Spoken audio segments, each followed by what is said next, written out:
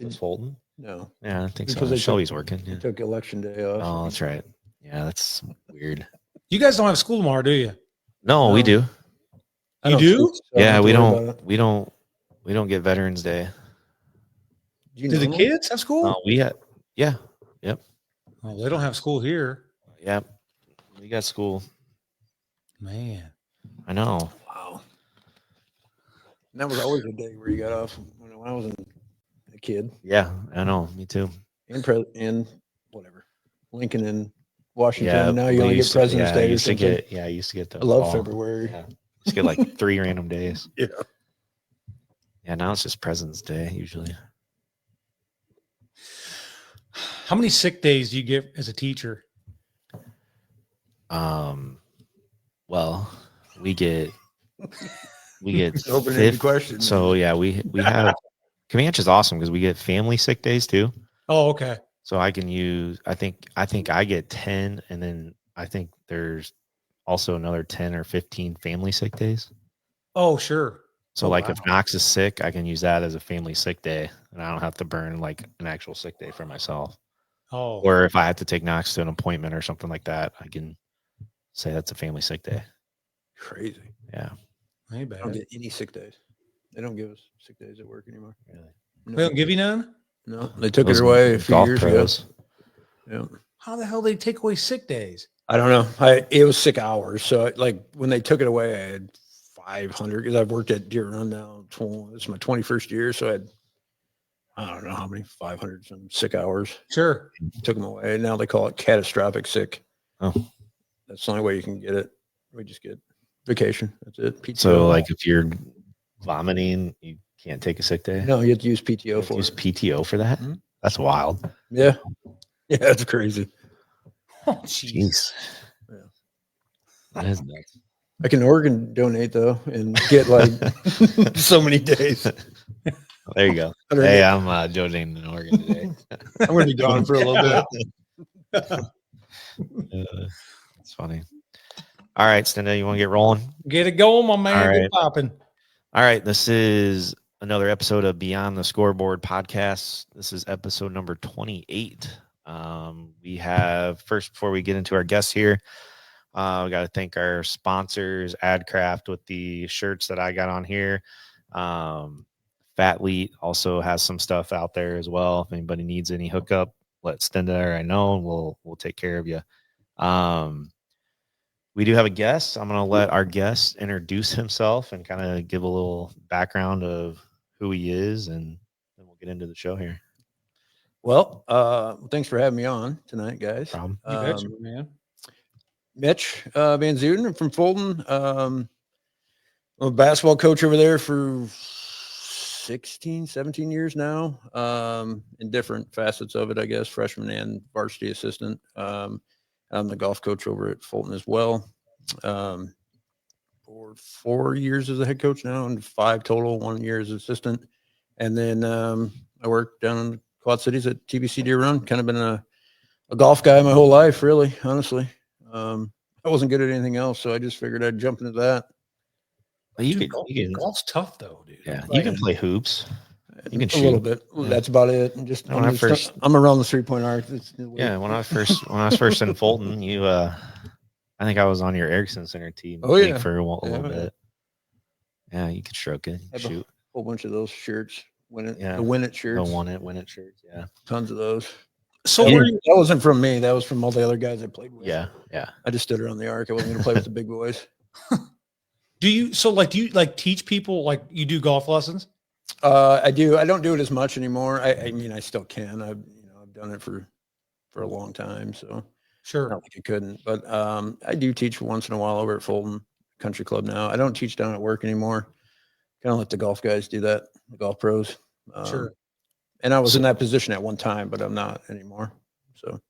So what is your actual position? My actual job title is building maintenance now.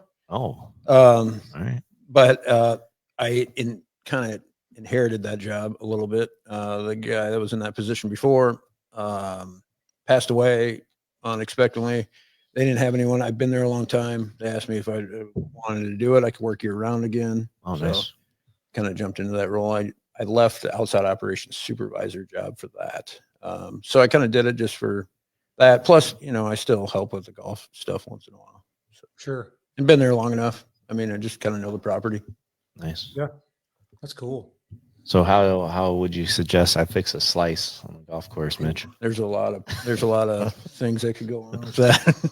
I got one of those. I'm guessing you got a baseball swing, kind A of little bit, yeah. a little steep. Yeah. It would take some time. It's gonna. All right. What do you charge for a lesson?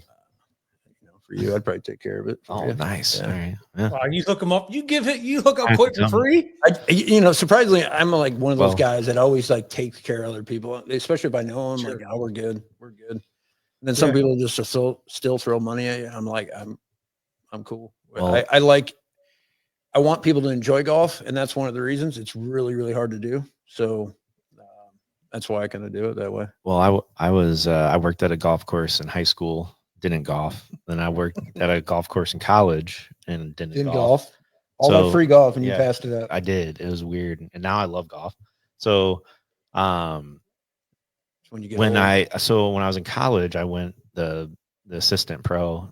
We had a good relationship, and he'd always try to get me out to golf, and I'd be like, nah, I don't even have clubs. I'm not golfing. He's like, I'll grab these rentals and go out there with me. I'm like, Are you lefty? no, I'm a lefty. Yeah. Yeah, okay. So I kept telling him no, and then finally I'm like, all right, whatever, we'll go out. We get to like hole 2, and he's like, you have the worst slice I've ever seen, and I'm like, and he's seen probably a lot of bad slices as a golf pro, and he's like, I don't even know if I can help you. I'm like, well, this is why I came out here, and I was like, I'd only like the second or third time I've ever been out on a course golfing, so Yeah. You're pretty normal for most golfers. yeah, I mean, but he didn't want to help me, so Damn. it takes time. Yeah. It's all about muscle memory, and people want instant feedback. Like, you give them a lesson, they're like, oh, this isn't working. I'm like, you got to change your muscle memory, which takes so long to do. Yeah. I mean, you got to hit thousands of golf balls. Sure. Like, it's going to feel so foreign to you to do it the way that any golf professional is going to put you in positions. It's a whole new language for you. So it's just hard. It takes time. And if you don't work on it multiple times after that until the next lesson, you're just going to go right back to where you were. Yeah. Sure. See, so I have a group. We go against like Chad Delzell and those guys, and I've seen Chad play a lot of golf. But trust me. we golf twice a month, like starting in March, April, up until football starts. Over at FCC? Yeah, a lot of times. Is that the Sunday thing? Yeah. Okay. It's a Sunday I hung thing. out with those guys after one of the rounds. I was already in football. there. I was already football. Yeah. Yeah. So they said you already bounced. It's a good time, but like there'll be days where I'm like, feel good drives, and the next time I play, I'm terrible. The Vaseline trick works sometimes too on your clubs, but I used to do that a lot, but I don't do that much anymore. So you can't. You're not playing for anything. Yeah. But if you're taking Whitey's money, it's all good. Yeah, right. Totally good. But yeah, golf's fun. It's fun. I'm not very good at it, but I enjoy myself when I'm on the course. And it's the only thing you can do when you get to our age Yeah. now. I won't play basketball anymore. I won't even try running anymore. I'm scared to kill my Achilles or something. Sure. ACL. It's going to take forever to come back. So Stenda, we gotta get you on the course, Stenda. Yeah. Listen. So last summer, I went up. There's this place in Waterloo, and they have like go-karts and stuff, but then he's got it's like a big old range, so you can just go hit. Yeah. I was like, I went for about a month, dude. I was going twice a week. Really? And I and I go up there, bring some beer. Yeah. The guy was super cool. And I'd, like you were saying, just keep hitting. And I was like, man, like this, it was like fun. And I tell myself like getting better, but then after I stopped, and then this last summer, it was like starting over again. I was like, this is just it's too hard. Like it's hard. I don't know what else to tell you. I've watched so many guys play, and I've played with a lot of cool, like professional athletes, and they love it. They absolutely love it, and they are not good at it. They're sure. Last week you said Chris McAllister. I used to play a lot of golf with Chris McAllister in Corona, California. Him and his dad played in the NFL too. James. Chris played religiously in the off season in Corona, always at the golf course I worked at. there all the time, just Nice. playing. And he gets so mad when he plays so bad. That's awesome. Yeah. It's Chris definitely a game of Hollister. patience. Yeah. Oh yeah. You gotta have some Yeah. patience. Well, I learned like when I first like started playing, I'd get so pissed. Like, but now I'm just kind of like, whatever. You know, I don't care enough. Like when I'm playing like that, I'm a little better, and I'm like, I'm not very patient on the golf course. I'm not a very patient person, so I don't like Yeah. waiting for people. I don't take any practice swings. I just go up there and hit the ball, like, you know, Yeah. just go and play. So I like that because the pace of playing golf is a big issue. yeah, Just get up and hit it. Stop thinking. yeah. I mean, I'm not. I mean, Like I I tell get my lucky every once in a while. But so, like, and it sounds bad. So like I tell my high schoolers a lot when they're getting really mad, I'm like, for one, guys, and this is coming from me, and I say it to myself too, I'm not good enough to be that mad. So Sure. and I'm not trying to be mean about it, but I'm also being honest with them. You're not good enough yet to be that mad about something. You're still learning the game. that's a good way to put it. So yeah, Sure. yeah, I like that. yeah, it really, there is. I mean, I've played at a pretty high level, not the best by any means, but there's no need to get that mad about it. Just Well, yeah, you played the pro level, so Yeah. that's the best level you can get. Well, right? not PGA Tour right, level, it's the PGA highest, Tour, but yeah, but yeah, never done that. yeah, Played with a lot of tour players, and they're really good. I'm not gonna lie. oh yeah. People think I'm good, and I say I'm just above average. I'm never gonna say I'm really good. Those guys are ridiculously. Well, Stenda Mitch has a he won't share this, but I will. So the Fulton, is it the booster or basketball golf outing? It's for basketball, but I played in it a couple years ago, and they have a Mitch VanZuiden rule in that tournament. So Oh, you can't, same person can't hit 2 shots in a row. Is that what it is? Yeah, right? basically. So they put that rule in place because on best balls, everybody would just use his ball every time. Oh, So you can't hit the same guy can't hit the same ball twice in a row. RJ right? did that. Yeah. He's like, that's not fair. I'm like, Right. well, if you stack a team, then they're all good. It doesn't matter. Then it doesn't matter. And he's like, I just don't want you winning. That's basically all he said to me. I was like, cool, that's cool. I'm going to make sure I give you a bad play call in the middle of a game, then, so you don't get another win in your pocket. Yeah, that's awesome. Funny. Yeah. So he is good. So I guess our first question, and we'll probably have the same answer to this based on what we were just talking about, but we wanted to ask like what you think the toughest sport is to play and be good at. I'm guessing you're going to say golf. I am. I just think it's really hard. I don't know how to. There's different facets of every sport that are really tough. Like basketball, if you're not big, fast, jump, athletic, you will struggle a little bit. But you can help at some point if you can just shoot. Right? You could be a threat. Football, if you're a good quarterback, just understand the game. You can get it to guys as long as they know how to run a route. Football, tackle. Yeah. I mean, to me, baseball, it's hard if you can't hit a baseball. I mean, but you can pitch, maybe. But you can field, right? Like golf's just so hard because everything's got to be good. You have to be good at every facet of the game to be really good. That's just how I always put it. It's not a physical game. It's not about how big and strong you are. It's not about how small you are, or fast you are. But it's just so hard and frustrating at the same time because you can have it 1 second and then lose it completely in the middle of a round. Yeah, I don't get it. What do you think, Stenda? What would your answer be? I would say, between golf and baseball. Yeah. Just but like you're saying, all around. Golf is, like you said, in baseball, in all those sports like football, you could have stone hands, right? And the play on defense, right? Yeah. You could as a linebacker, a defensive end. Baseball, hitting a baseball, I think is super tough. Mm-hmm. But if you're looking at all around like golf, doing one thing, you're driving the ball, you got to have long game, short game, all that. Like you said, you could be the most athletic guy and strong. That doesn't matter. none of that matters. Like it's all technique and fundamentals. So, And you're dealing with the elements too.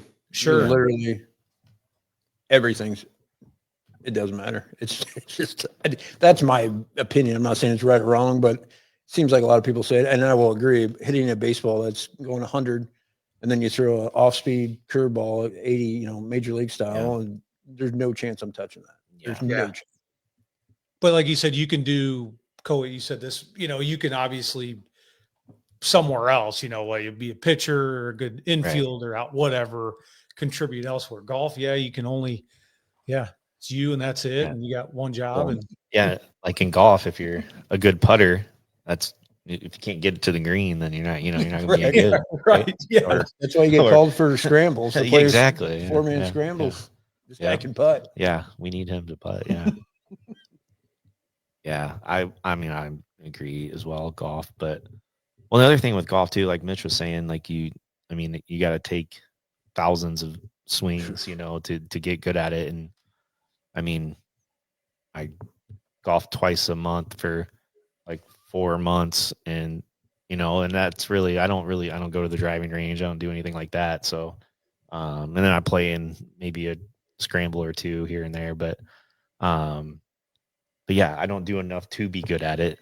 And also I don't want to put that much time into it, plus it costs money. So it's not free. It's tough to do for sure. So it's definitely not free. Yeah, it's expensive. Like, what's like a membership for like a year, like a country club? Like, what's the average? It depends on where you're at. I mean, there's some that around the country, like at one of the top courses, you're probably going to put down.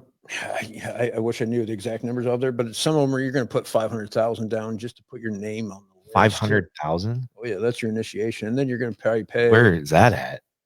Oh, probably New York. Oh, gee, don't say that's not Fulton Country Club. I bet you there's no.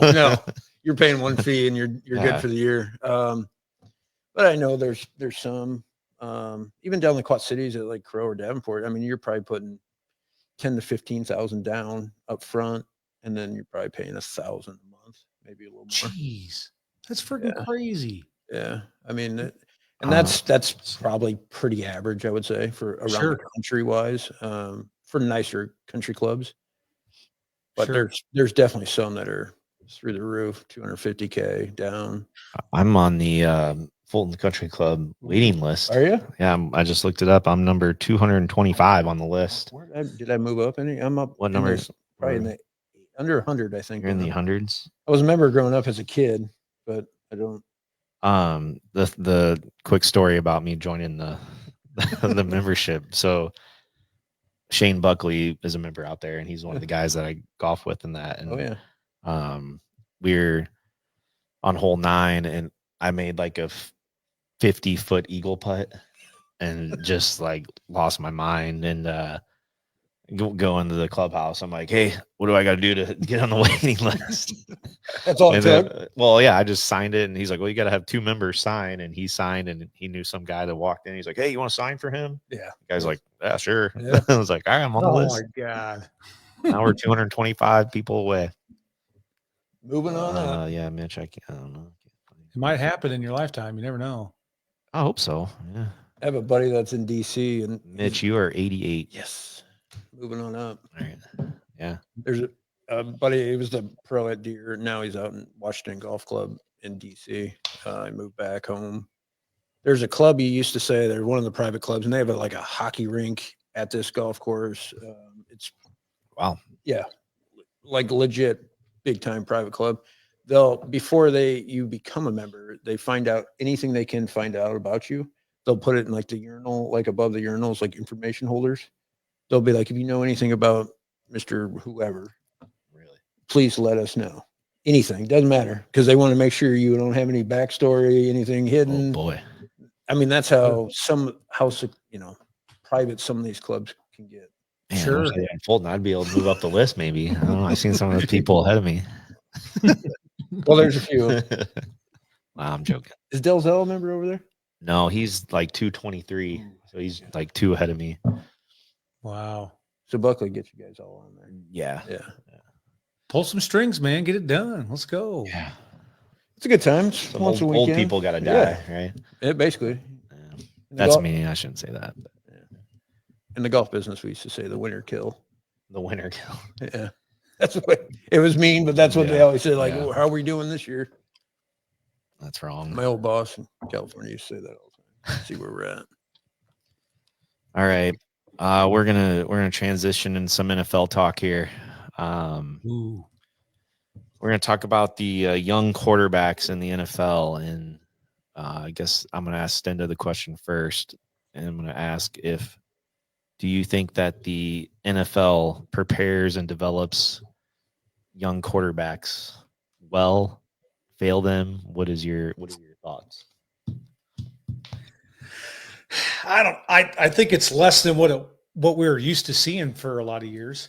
You know, when I look at like the Colts, Anthony Richardson, Mm-hmm. wasn't he their first round pick or third round Yeah, pick? I think he was like number 4 overall.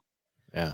And like this would be a second year. I mean, you got Yeah. Joe Flacco. Now, Joe Flacco can still clearly play, but like think about like him, Bryce Young. You have what's his name? Andy Dalton coming in playing for him. Yeah. Like I think it's less and less. I think there's a lot to go with I mean, I think like look at the Bears. Now, that's been for a while, but I think the more you're seeing it, like, yeah, like you draft them, like use Kenny Pickett, for example. Kenny Pickett, he's a first round pick, and now he got traded for a 7th round pick, and he's never going to be a starter. He will never be a starter again in the NFL. Never. Like, he's never going to be. Yeah. Well, no, I mean, he's a backup at Philly, right?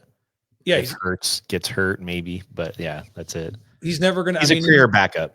Yeah. That's all he is. Yeah. So, I mean, I think it's like, my thing is like, I feel like it would be easier to develop them now because it's so one-sided. Like it's the majority's thrown, right? You don't get guys getting 30 carries a game.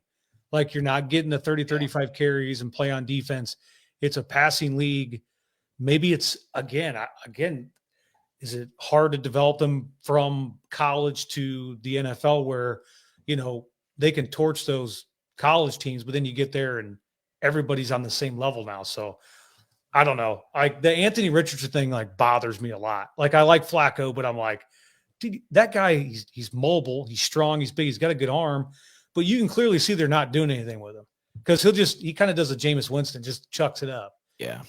And then, Joe Flacco's in there and, Joe's 40 years old and, I mean, so I don't know. I don't think they are. I think it's just regressing. And then you just have the 5-6 quarterbacks that just kind of run the table. Yeah. I don't know. I think you could go either way with this argument. You look at a guy like obviously like CJ Stroud last year in the rookie year he's still playing decent. Like you could have Bo Nix, Jaden Daniels, they're playing pretty well as rookies. Caleb Williams, not so much. Drake May's doing okay so far, but I think that the problem is like you used to see like guys back up guys for a while, like Sure. Like Aaron Rodgers, like obviously, I mean, Favre was there, which is different, but those guys didn't play right away. And Aaron Rodgers had a pretty good career backing up Favre and learning from a guy like that. It might help like Anthony Richardson, learning from Joe Flacco. But I think part of the problem is that these NFL coaches are kind of just set in what they do. And and this I think is an example with the Bears right now, and we'll get into that later. But I think they just run their system and they're not really fitting what that specific quarterback does well. Sure. They're just going like, no, this is my system. This is how I've ran it. This is what we're going to do, and then you see guys not have great seasons or great games because of that. But I think you got to adapt to the quarterback as opposed to just throwing them in a system. And it's hard in the NFL to just, college NFL is way different. The dudes in the NFL are freaks, and the schemes are super complicated, and the defense coordinators are really good. And Sure. it's, I don't know, it's tough, but I would say, I'd say about half and half, I guess, looking at like stats and second year guys, first year guys, but yeah, that'd be my 2 cents. Mitch, you got anything? Well, I wish I knew football like you guys do. That's all right. I mean, I know a little bit Yeah, about it, yeah. but you kind of hit on the point that I would think. I thought guys learned. I'm not saying the coaches are bad, because they're definitely they're some of the not. best Yeah. coaches in the world. I Right. mean, they're in that position for a reason. But I like you said, Aaron Rodgers, Brett Favre learning behind you. I think the development they learned from a better quarterback is what made those guys they are. And then they Yeah. just keep learning as they go, and they kind of figure it out once they get in those game live situations, I guess. It just seems that's how it. I think they're almost the better coach now.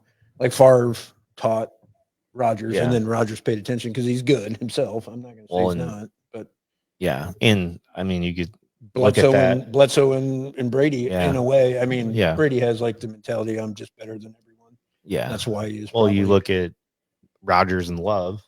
They drafted Jordan Love, and Rodgers was still there, you know, that, and Love's been solid, you know, so.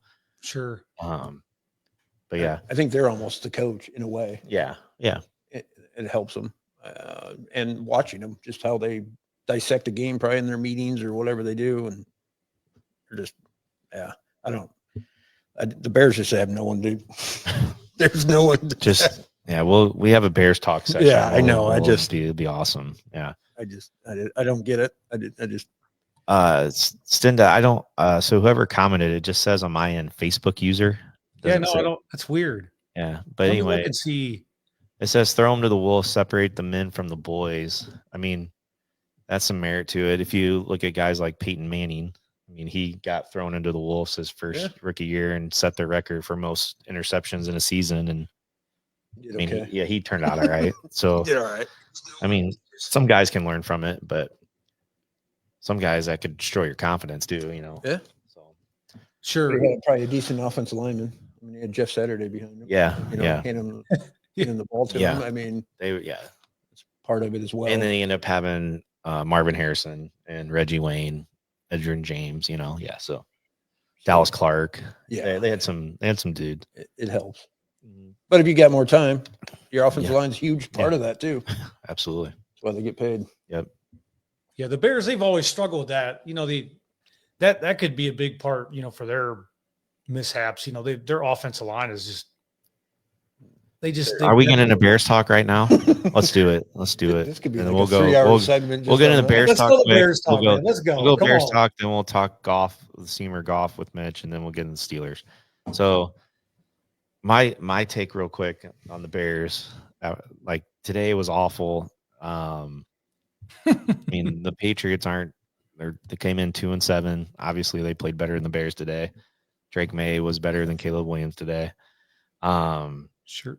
But speaking about the O-line, they gave up 9 sacks in the game today. Is that what it was? 9 sacks. So now the Bears are giving up the second most sacks on the season. 38, I believe it was, is what I remember reading. I'm on the wagon right now. Just fire Eberflus, fire Waldron, the OC, and start over. It doesn't matter who runs the offense right now. I mean, granted, today they started the game without 2 offensive linemen. Then another offensive lineman got hurt. So when you're down 3 starters and you suck, not a good recipe for success, right? Williams has regressed a little bit, in my opinion.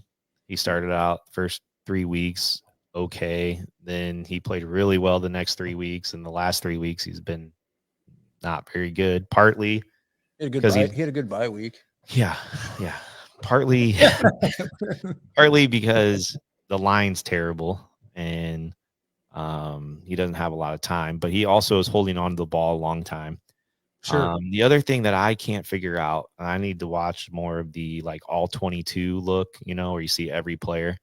But we have DJ Moore, who's a really good receiver. Keenan Allen, really good receiver. Rome Odunze, rookie, but I think he's going to be a good receiver. Cole Kmet, pretty good tight end. And you got DeAndre Swift, solid.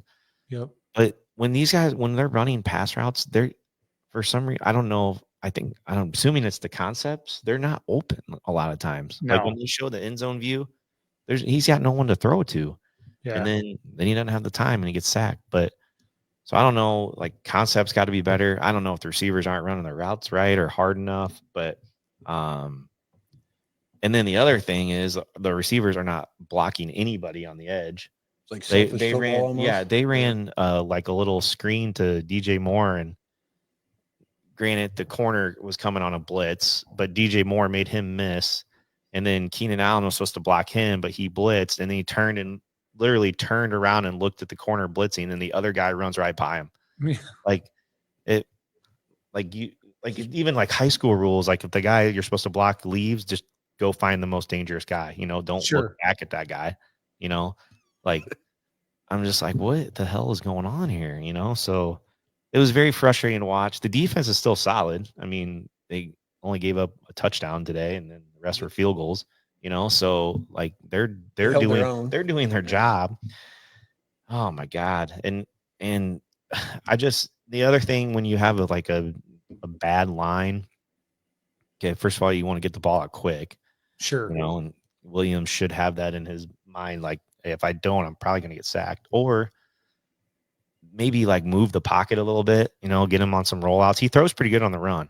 Sure. And I only saw, and I watched the whole game, and if there's any Bears fans on here that it's all different, you can correct me, but I only remember one rollout play all day. I mean, it went incomplete, but still, like, give him a chance, and he can move too. So like if something breaks down or they're playing man on a rollout, he's going to have room to run, so I don't know. Then It's just like last year, they didn't with Fields. Yeah. They didn't ever roll him out to throw. Yeah, I know. It's just that's what he was good at, yeah. like with his feet. And we have a new offense coordinator.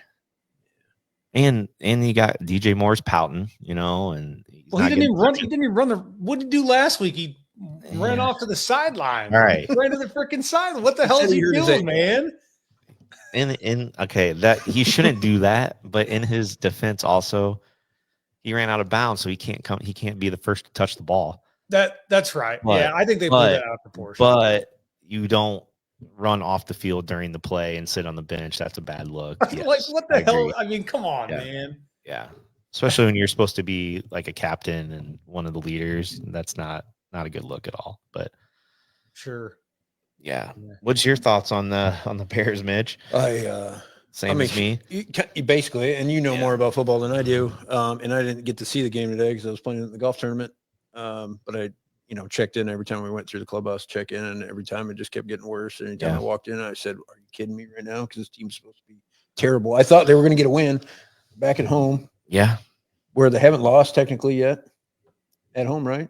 They're undefeated at home and lost every game on the road. Yeah, something like that. Well, the other, speaking of that, Eberflus has not. He's never won a road game on a Sunday as head coach. Isn't that mind blowing? Wow. Won like 3 away games total. Yeah. Never won. I mean, think about how many games are on Sundays in the NFL. Yeah. Never won a road game on a Sunday in the NFL. And here we are. Let's keep the dude. Sure. The Bears have never, in however long the organization's been around, it's been a long time, they've never fired a coach mid-season. It needs to happen. So I think it does. It just needs to happen. But regardless, I'm not saying he's apparently he knows football. He's in that position they do, yeah. Is someone saying sorry? What? Someone said coach of the year, whoever the Facebook user, smart. Must be talking about you. No, yeah. Jeez. Well, here I never even heard. I'm sorry, I had never heard of Eberflus until they made him the head coach, and that's where I'm always like, the Bears do shit like that. I know all the time. And it's like, dude, you have like Mike Vrabel. Go hire him as your head coach. You could have hired him. You could have had Ron Rivera back in the day. What's that? They could have had Ron Rivera back in, 10 years ago. Who played for him? Who's like, he won. He's decent at Washington when he was there. But at that time, he would have been a great fit for the Bears, I guess. Yeah. I mean, I think their biggest, honestly, maybe you guys, what do you guys think of that? I've always thought with the Bears is this, and you talk about injuries, and every team obviously suffers those throughout the year, but they never have like their offense line. When they lose their starters, they're done. They don't have the backups. And if you look at like the teams, because I'm biased, because I'm a Steeler fan, but they always have good backups. Yeah. They have guys, offense and defense. Even if they're last year, the linebacker, they lost Holcomb. They have the guys that can step up and still, like, it's not like, now we're done now. Like they have, and I think of the Bears, like they have to look at it like from the standpoint of, yeah, even if you are second string, whatever it is, those guys have to be good. Like, and it's like when they lose those guys, especially up front, they're done. Their season's over because like you said, who the hell is Caleb Williams going to throw to when, the shotgun snap comes and it's, 1.6 seconds and he's already got 3 guys coming at him. Yeah. He can't even go through his progressions, let alone get the ball off. So, and he's a rookie. So it's not, he's not fast enough to think. I mean, honestly, those guys are freaks. Yeah. Absolutely. And every team now is just literally in their stupid for down. If they don't, just blitz them every time anyway. Yeah. I mean, just come at them. The Patriots sent a ton of blitzes. Why not?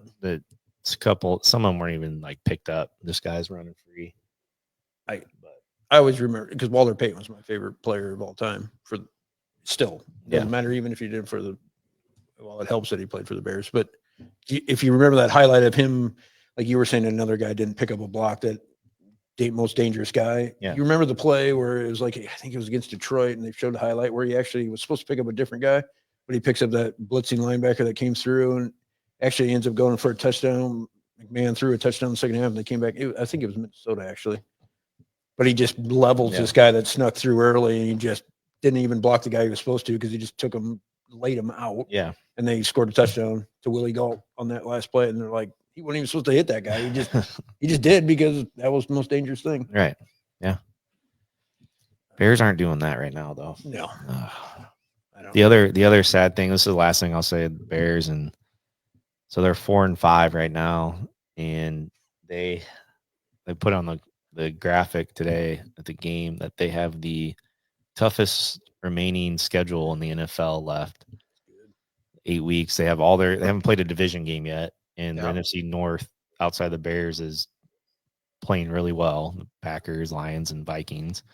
And then so that's 6 of their 8 games, and the other 2 are the Seahawks and the 49ers. So they may not win another game.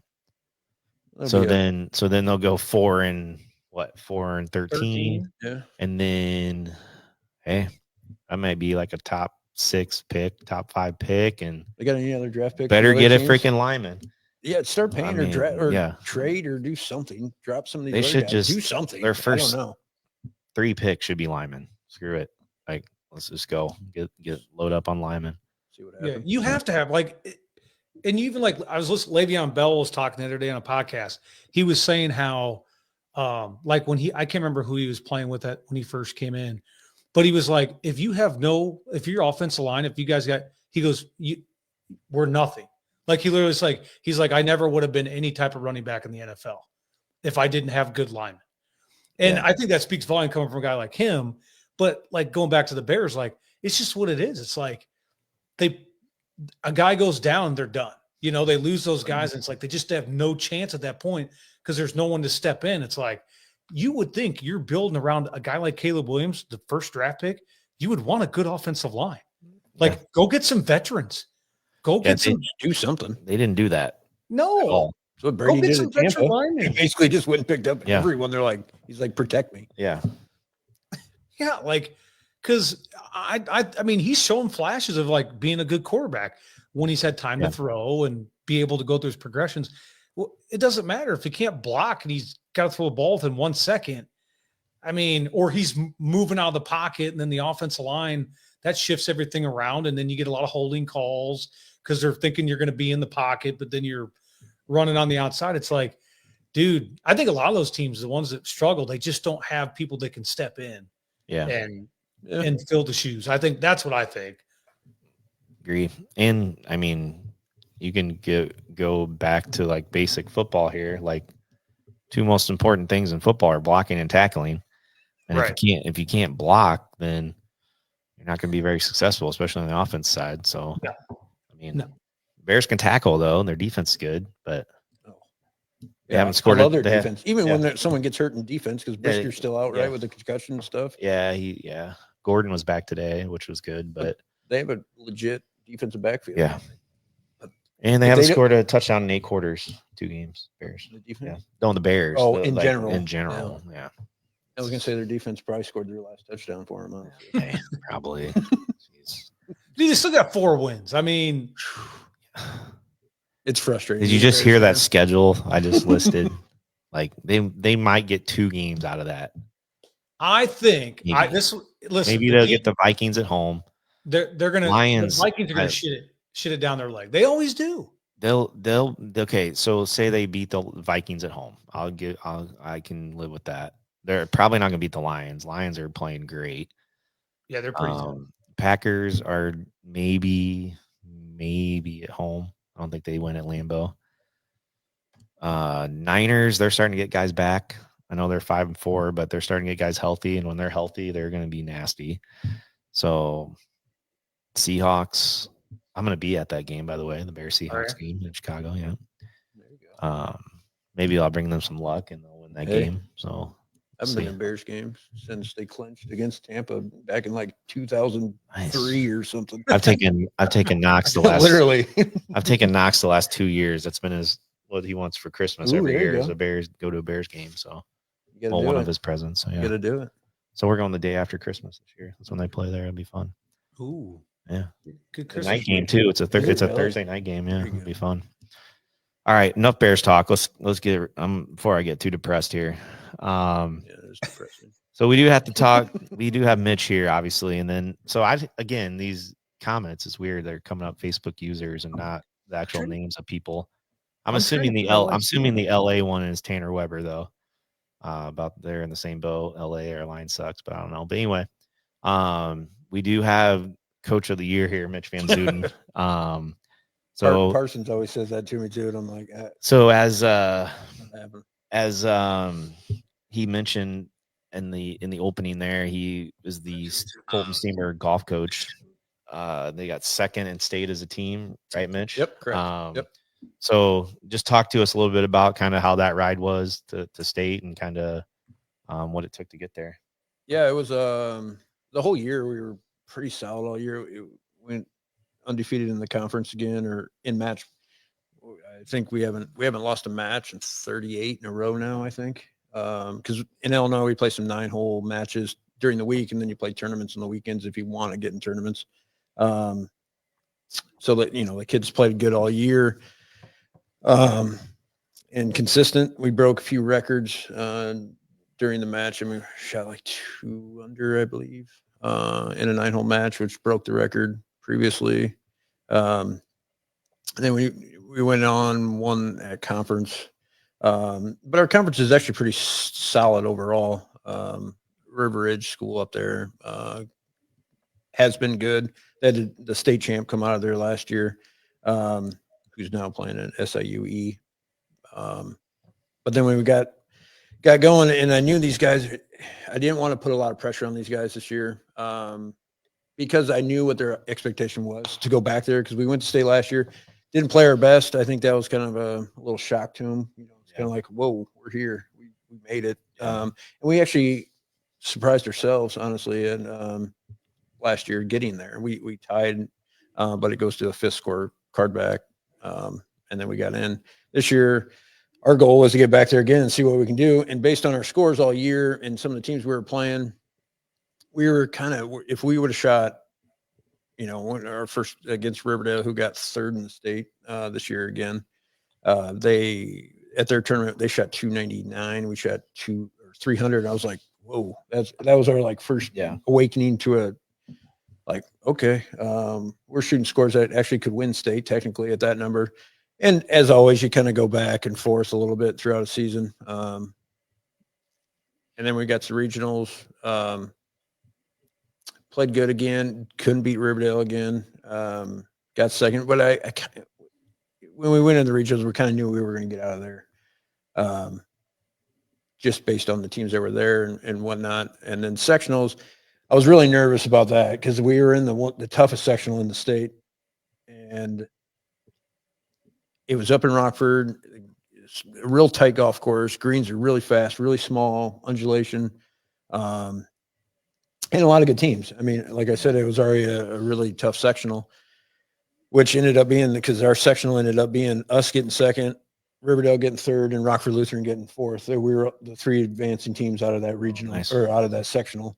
So it was tough. And then there was 2 other teams. Rockford Christian was another good one. I think they got 4th because they take 3 teams out of there, which was a huge. That was probably the most nervous I've been was that sectional. And I try not to show that to kids as a coach. Yeah. They could read body language pretty easily, as you probably know as well. Absolutely. Body language is huge. But that was because I didn't want that to have not to get the state. Like that's like we should get there no matter what. And I felt just like a ton of relief after that. Oh, yeah.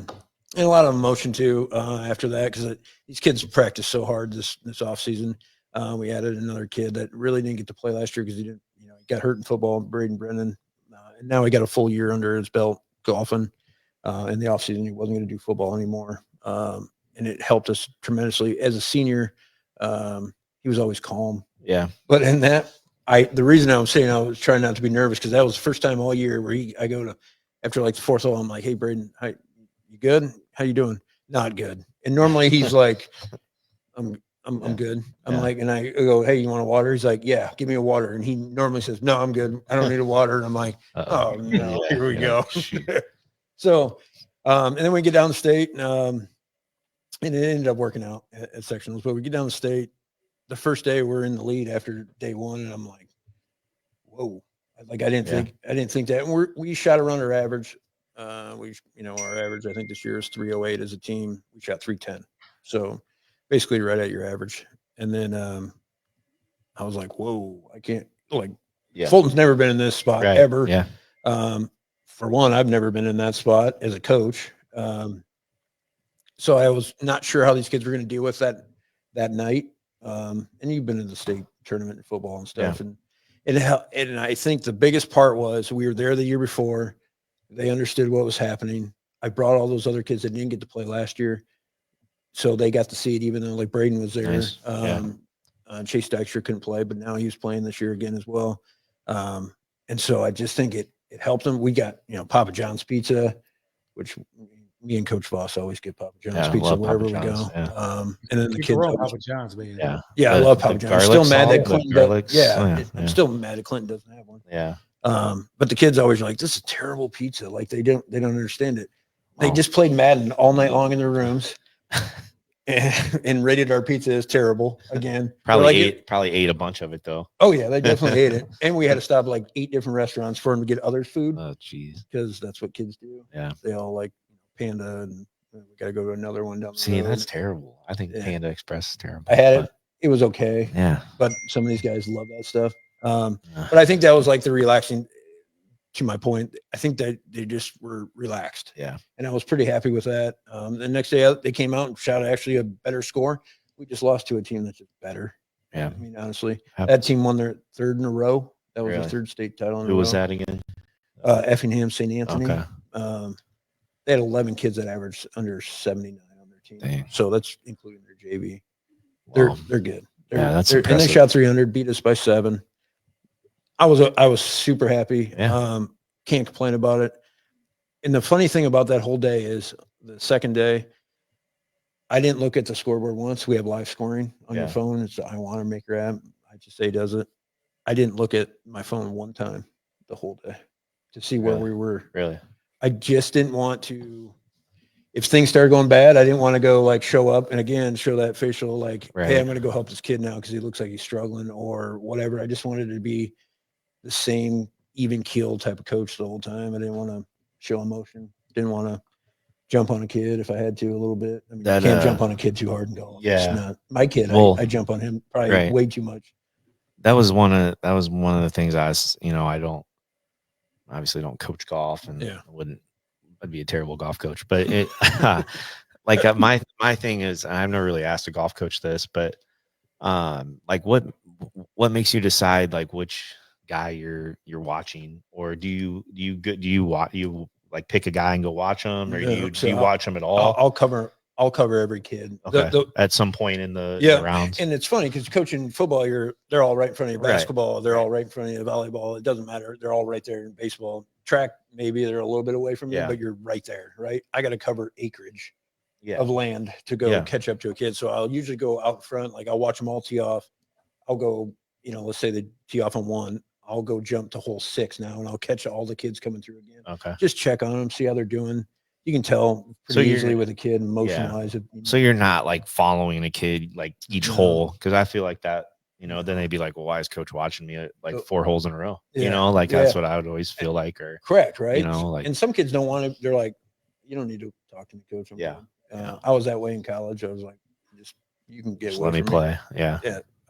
This is what I do. Well, and it's so, I think, like we mentioned earlier, I think golf's so much of a mind game, more mental a lot than physical, but it was so, and that's why I kind of do it. I don't watch I actually probably watch my kid less than any of them. And because I'm the head coach, if I was maybe an assistant or just whatever, I'd probably watch him a little bit more, but I have 6 other kids, and it's only 6 kids, but you're covering acreage. I want to, my job is to make sure they're doing okay. Right. And, it's not just about my kid. So that's how I kind of look at it. Maybe a senior year, I'll really, jump into it. And I got a couple more years, but just to watch them, well, his final rounds, I guess. Owen finished 5th in the state, right? Yeah. Him and Jacob Boss tied for 5th. Oh, they tied for 5th. Yeah, nice. tied for 5th. There was like 3 guys that tied for 5th.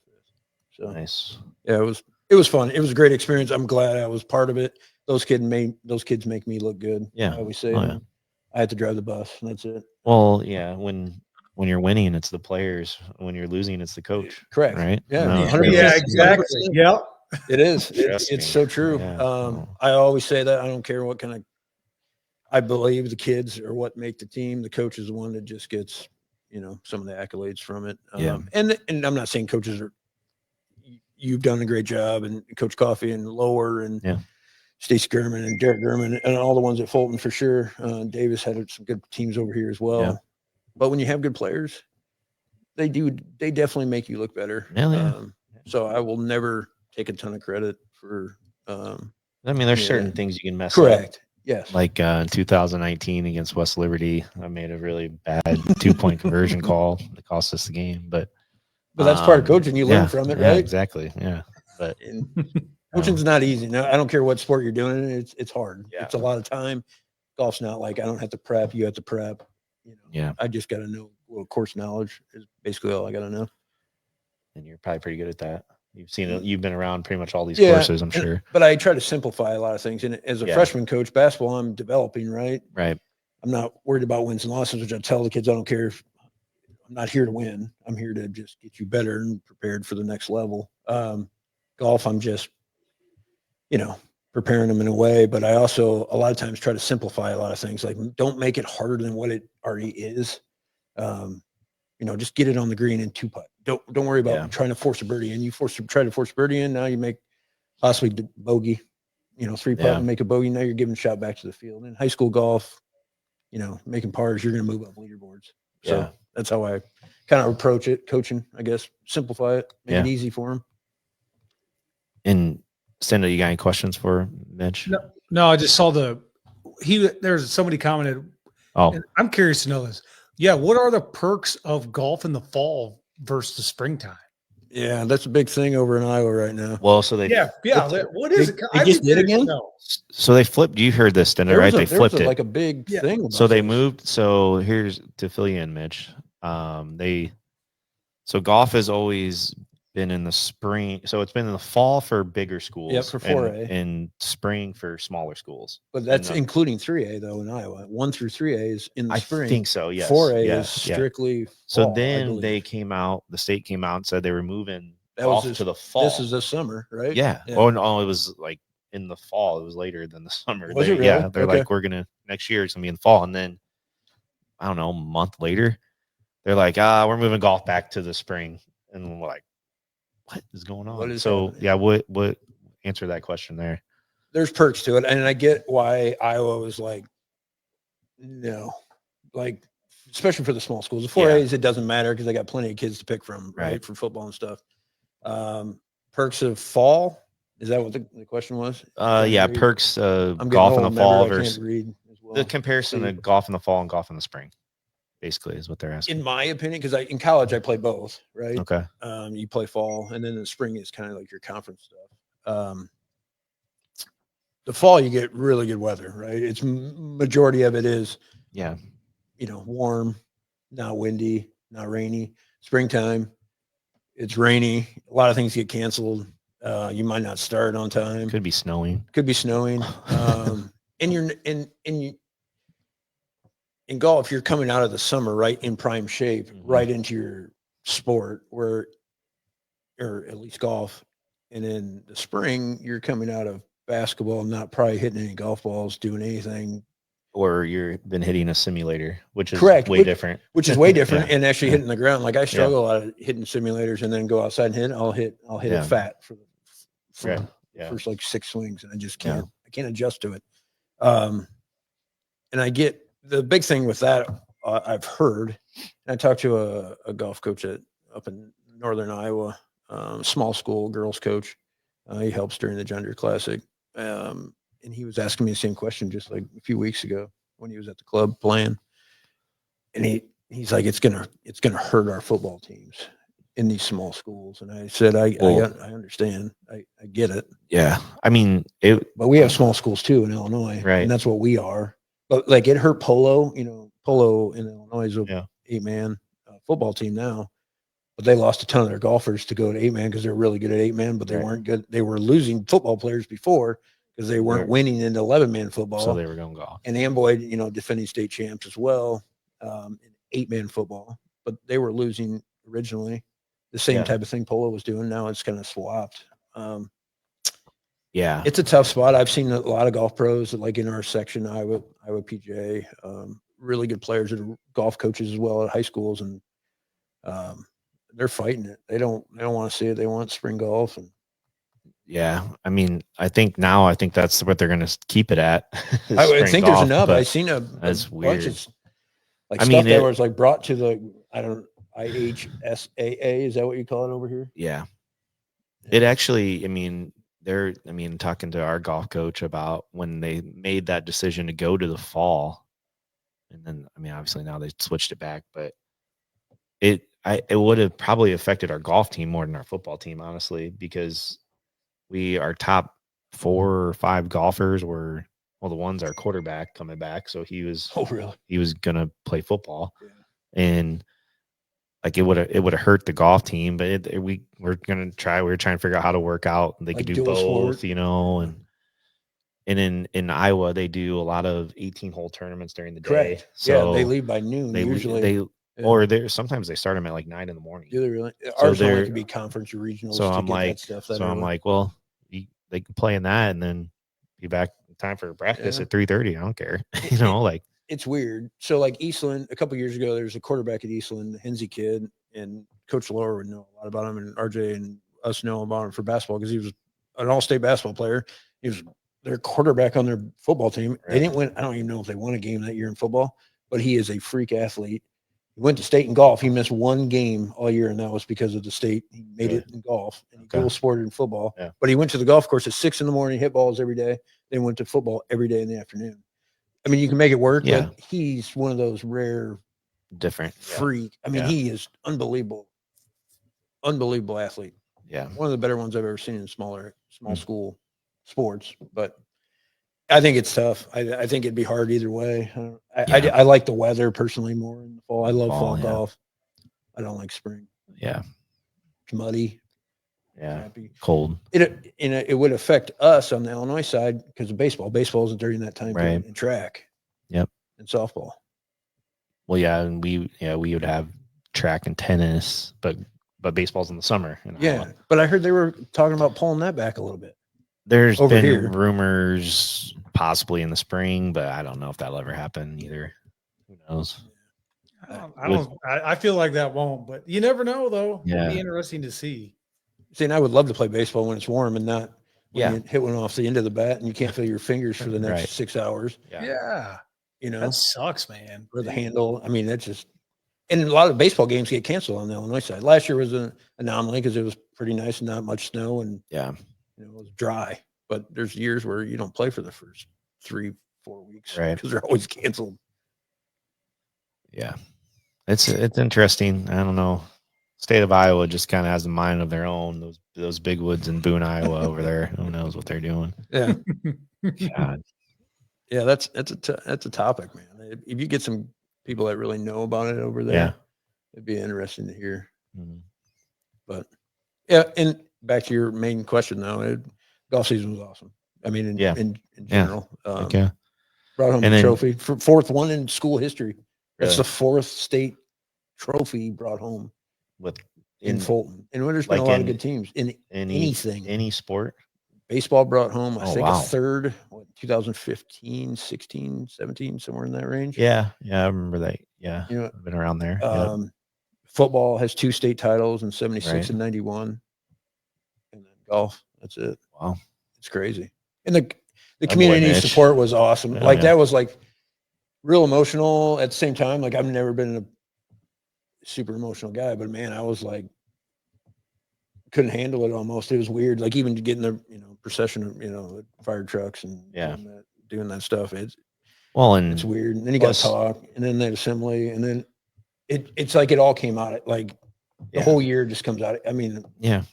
it's weird. Well, and plus, I mean, you have your kids on their team. That obviously, and then Yeah. you and Voss are tight. Yeah, and we're his kids on the buds. team. So, like, I mean that has probably a little bit to do with it as well. Yeah, because you've seen Yeah. him grow up. Right. I kind of let Owen go though, like as a. Yeah. It's kind of in a way with Jacob as well. I kind of just Well, when you they're that guys are- good, you kind of just you can Yeah. let them go. Yeah. The good balancer, our 2 seniors that played on the varsity this year, and they were just perfect. Like Zach Winkle was just steady all year as our number 3 guy technically. Yeah. And I always tell him too, the number wherever you play in the top 6 doesn't matter because if you were the best golfer in the 6, I'm taking your score regardless. Right. You know what I mean? So Yeah. it doesn't matter. So I really put that instill that in him early. Because you're playing for your team. It's it's like a fringe sport, but you're playing for your team, but you're also playing individually. You know what I mean? So it's a little different. Yep. I guess. But it was awesome. It was fun. I would do it every year if I Yep. could. If that And then obviously with Owen and Voss coming back, and next year looks Yeah. good too. Yeah, I have Dawson Price as well, and Chase Dykstra. Nice. We just, I got to build the JV up a little bit and see Yeah. what we got coming in. If they buy into it in the, in the off season, get better. Just like you want your guys to You buy into everything and do it. then your JV coach Kyle Jackson. Oh yeah, Kyle Jackson, right, Stinda? Yeah, no, yeah. He was a Yeah. couple years. I think was he a couple years behind me in high school? Yeah. yeah. He was. David Johnson's there. Yeah, I think he's David Johnson's age. Same age. Yeah, around David there, Johnson. yeah. He's good buddies with him. Yeah, Yeah, he was huge for me this year Yeah. because I had 21 golfers that's awesome. on a little golf course that I have to somehow Yeah. manage, and I really wanted to focus on the varsity this year. So I asked Kyle to come in and help, and he was a huge help. I mean, he fully bought in. Nice. His wife was gracious enough to let him miss a lot of family time, and Yeah. that's part of coaching too. You Oh, yeah. understand that? I mean, you miss everything. Oh, yeah. I have a daughter, so I miss some of her volleyball stuff. I feel horrible about doing that, but that's part of coaching. Yeah. I mean, that's just it comes with the territory. You got to have a good, a good wife, a good, Yeah. For sure. people helping you out. No doubt. Yeah, Stinda. I'm sure that's probably like that would be the hard thing. Like once you have kids, Oh yeah, I would think, coaching and that stuff, like that would be the hardest thing. Cause like, yeah, by default, you're going to have to give up some of those. Even concerts or whatever they got going on, when they're younger, like you miss that stuff. That would suck. a lot of it, and it does suck. It's hard because you want to be there for them. You don't want to neglect them at all in that way, I guess. So Yeah. but you learn to balance it. The kids kind of get it, but then you got to give them their time too. Sure. So Heck yeah. All right, Stinda. What's up? You want to talk a little bit about your Steelers quick? Feel good about them. Yeah. You? I know, man. Better than the Bears. Oh yeah, what they're 7-2, right? 7-2. Yeah, they look good, man. Russ Wilson's playing well. I ain't saying a whole lot, man, because I don't like to jinx it. Because yeah, they look good. You're gonna have to. Sorry, No, you're gonna go. have to change your banner back there. 7-time Super Bowl champs or what? You never know. And I just got a new Roethlisberger sweatshirt, dude. Nice. $8 off eBay. Nice. There you go. Yeah, they look all right. I mean, honestly, kind of like the Bears. They tried to figure out the quarterback situation. I think they have that figured out. Honestly, today, dude, their defense, even though they gave up 27 points, which was kind of uncharacteristic of them. I mean, I think they bend, they don't break. And yeah, dude, Mike Williams, great addition. Yeah. George Pickens, I think he's kind of shown that he's a top 5 receiver. I think, dude, he can make some crazy catches. Yeah, he made a really nice catch today. I think it's that first touchdown. Yeah. I mean, like I said, what it'll come down to is, you have here, will they make a deep playoff run? I don't know. Well, we haven't played a division game. I mean, the Commanders, I was glad to see us put up 30, but we'll see what happens with Baltimore. And, I think their biggest thing, like we were talking about the Bears, the biggest difference between them and what they've had for a long time is, like I said, if they lose somebody, they always have next man up and they're ready. Like they have good players in the secondary, linebackers, offensive line. They've had struggles the last few years with that. And they have guys that can step in and fill the role. And, so yeah, right now, I guess we'll just see where it goes, man. I ain't trying to jinx it. Yeah, I hear you. Must be nice being able to watch the playoffs. Yeah, and just enjoy have a winning record for the last 19 years or whatever it's been. You're consistent in the coaching staff, though. That's huge. That's huge. Yeah. That plays. I mean, you were saying that. I think that does. I think Tomlin's he's pretty particular about who he's going to have on staff, and I think he has all to say in who he's going to bring there. I didn't like the Arthur Smith hire, but it's starting to kind of pan out, and I think it's because it's what Tomlin controls. That worked for him. That's what he likes. So I don't know. I saw a stat before I came down here that I think the last 4, maybe 5 games, the Steelers are averaging 30.8 points a game. Yeah. And you don't like Arthur Smith, the offense coordinator? But you gotta see, here's my problem. All right. You're 7-2 and you're complaining about your offense. It's averaging 30.8 points a game in the last 4. Here, Mitch and I are like just drowning our sorrows in the Bears. I mean, good Lord. Come on, man. Listen, you keep going. No. The Commanders are the first real team I think that they play. They're good. Yeah, Commanders are solid. Yeah, Bears should have beat them, but they're solid team. On the the Washington Commanders, the fail Mary miracle for the Bears. Just another heartbreak. Yeah. But yeah, I mean, but you say that, but they haven't played a good team. But in the NFL, anybody can beat anybody any given Sunday. Sure. So. Yep.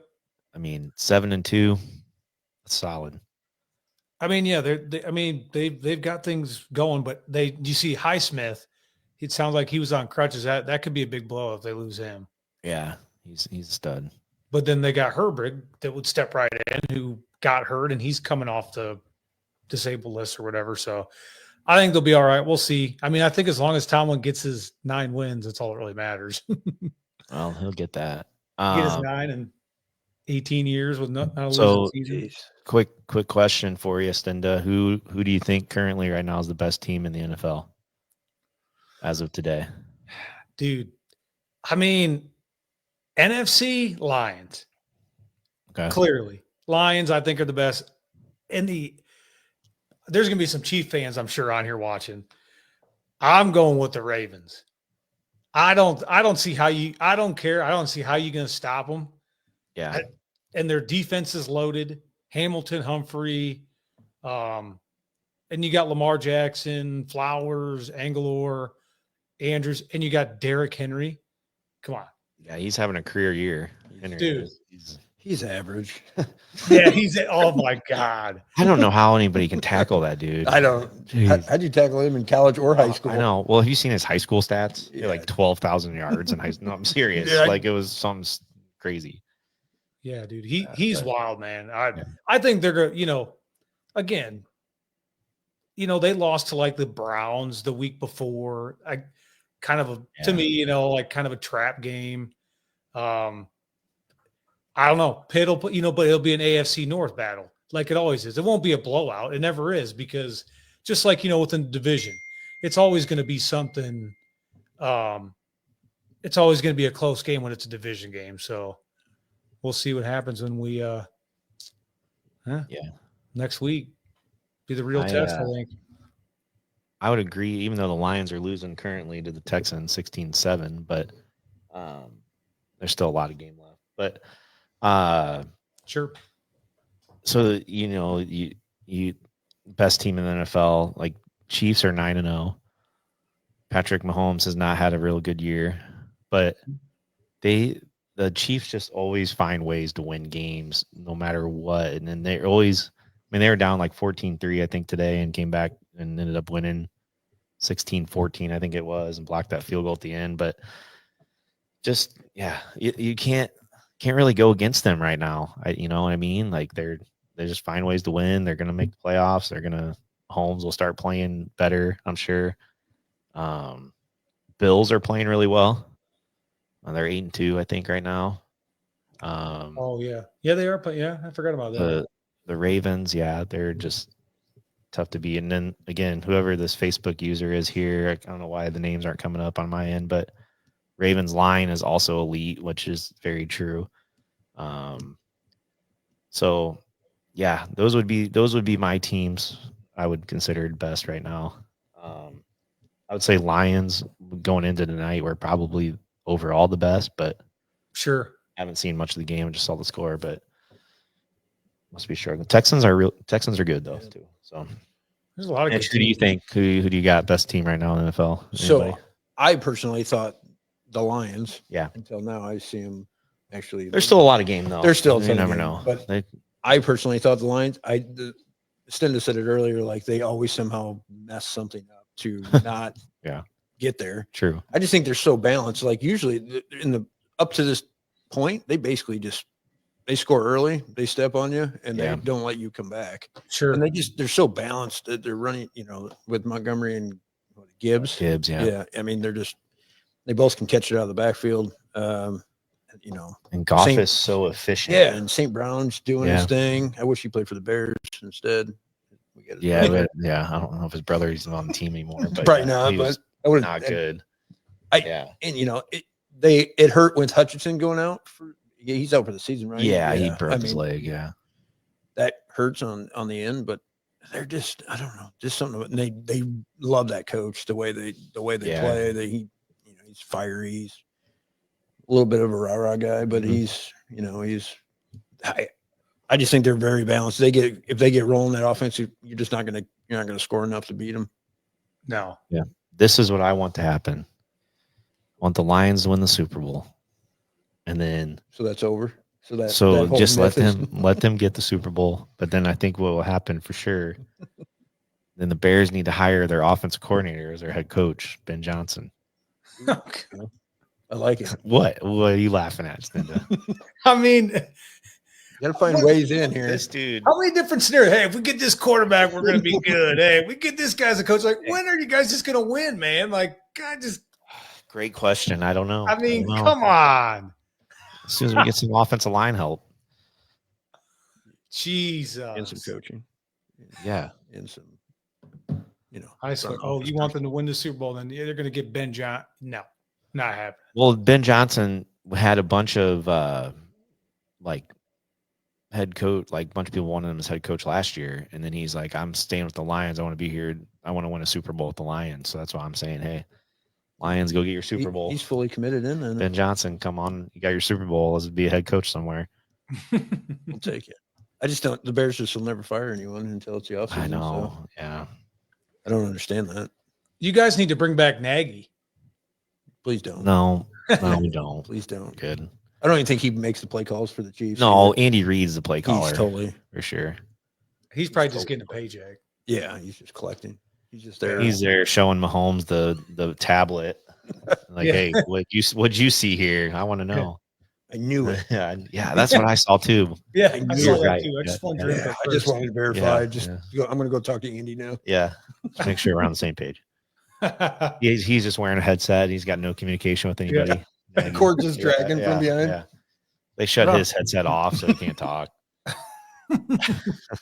You're not running that play. Yeah. You're down with the mic. Yeah. Cut him off. Yep. NFL is unpredictable. That's for sure. It is. That's why I love the NFL. That's my favorite. Yeah. Like, people die about college, but I love the NFL. I get crazy, especially for Bear stuff. But Yeah. College is cool though. But I will There's a lot watch of good NFL stories. games other than Yeah. the Bears. Like I'm fully in. They're Right. just- it's awesome. They're just Yeah. freak athletes and unbelievable to watch. Yeah. Fast. Yeah. College, it seems like every guy's open, like Yeah. 5 to 6 yards wide open all the time.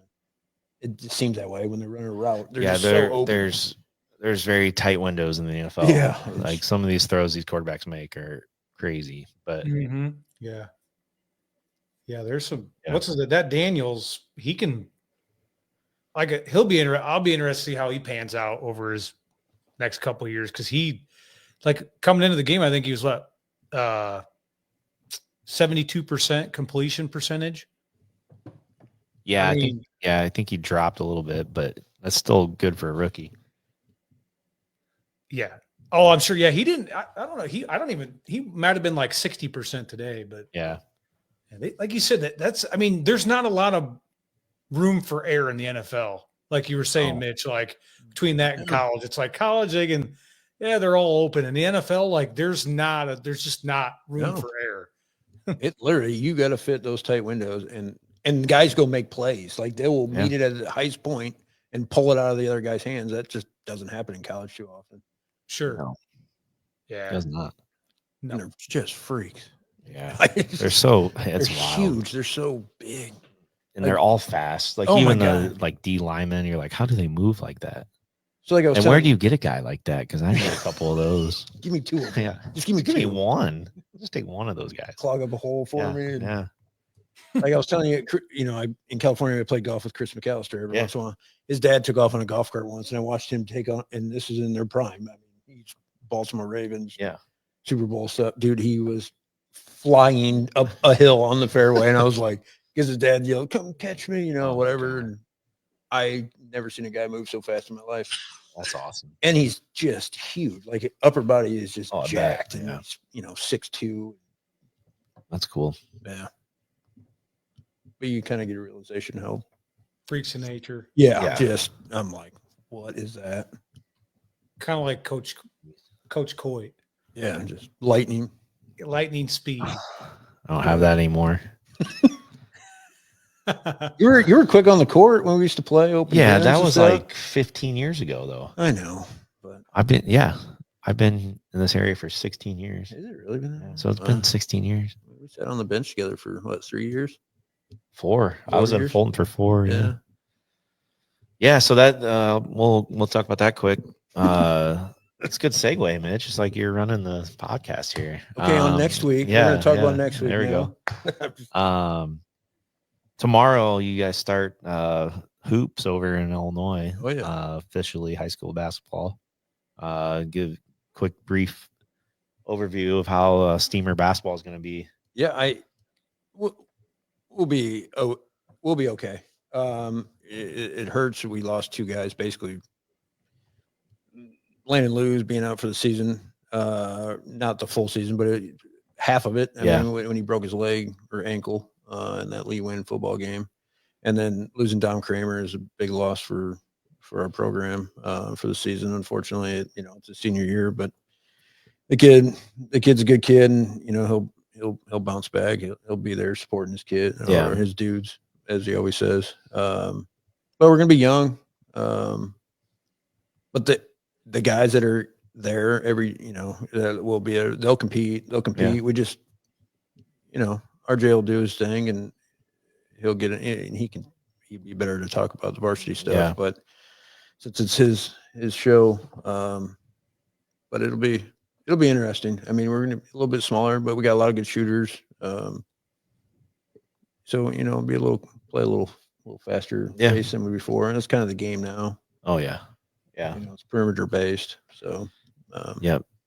but they're young. So they're going to, you know, You have your ups and downs. With oh the yeah. team for Yeah, sure. probably. Yeah. But looking forward to it. You know, it's another season. You know, I only got a few more probably left in me. Yeah. I've been doing it 17 years. Dang. So It's a long time. it feels long. Yeah. I mean, Well, you're as a getting old. when know, you there's played a lot in of high gray hair school, in that it beard. went, well, that's from a lot of other things, Yeah, probably. yeah.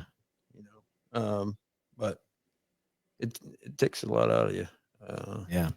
It seems That's a fast. long season too, man. Yeah, it's Oh, like yeah. 4 months. I mean, if you go all over in the Sure. state, us it's mid-March. Yeah. Same Friday for Yeah, you guys yeah. as well. It's a lot of Well- time, a lot of scouting, a lot of game film. I mean, I don't do it as much as like the varsity coach, but I used to, you know, I'll sit down and help them, give them my input. If Yeah. it's right or wrong, you know, we just come up with something. Yeah, that's like coaching football, and I did high school basketball for 4 years in Fulton. Yeah. And then I wasn't head coach in Fulton, but then I did high school basketball here for 9 years. And you guys and always we, had a and we run. had we were You running got a into run. March. Yeah. You always It just deep. got to be, I mean, basketball is just a grind, you know, and coming, and then we were going to the playoffs in football, and then I'd have like not even a week break, and we're jumping right into Right back basketball, into and it. I'm like, man, and then March we're done, and then I'm like, oh, we're starting football stuff, you know, all of a sudden again. And it's coming just up like, with new lifting programs for yeah, them or whatever. So, I mean, I stepped down and from that spot and did this. I'm in the 7th grade basketball now, and it's awesome. Yeah, It's which a is 6-week season. Doesn't start till after Christmas. Like, it's awesome. Do you like coaching your kid, Knox? I do. What's your thoughts on that? Yeah. It's a good question. So, I mean, he's only in 4th grade. So But I know you're going to be a part of it. I don't somewhat. Yeah, I haven't coached him in like football yet. I've let other guys do that. Yep. I've coached him in basketball and a little baseball, and then we started a Comanche travel baseball team that's going to start in the summer. So, and I'm going to help coach that. You're still fully in. Yeah, I'm fully in. And Knox right now is, well, like I took him into the gym today. He broke his arm. He just got his cast off. Really? He got his cast off last Friday.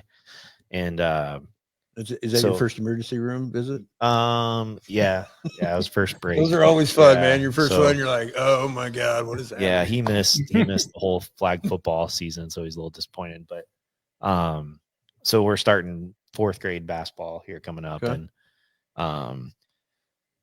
he's like, I need to go to the gym. I haven't been able to do anything. I'm like, all right, we'll go. And my rules, like just me and him, I'm like, all right, I go, you're gonna listen. I go, I know it's just me and you, but you're gonna listen. I go, you're not gonna have a bad attitude. Again, you're work your hardest. And like he did his dribble thing, and he like kind of lost the ball and kind of threw it at the wall. And I go, nope. I go, do that. I go, we're going. And it was like 5 minutes into it. And he's like, no. I go, we're not doing it. Like, no, we're not doing that. Like, no, it's just me and you, but this is not how it's going to be. I've been there many times. But he honestly, like when they're, and I'm not just saying this because my kid, but he's really, really good at listening. He's really good at working hard right now. So he's a sponge. I mean, he learned. I mean, he knows. Regardless of what you tell him, if it's right or wrong, he'll do it. And he'll do that with whoever else is coaching him. Like, so right now, very good, and he listens to me pretty well right now. So I like doing it, and I mean, obviously there's going to be moments and some tension every once in a while, but that's pretty normal, I think. Yeah, I think it comes with territory. Now, I mean, when he gets in high school, I don't know how that'll go yet, but we'll see. But it's different. Yeah, it's different. You expect one, you automatically think that he should know it. Yeah.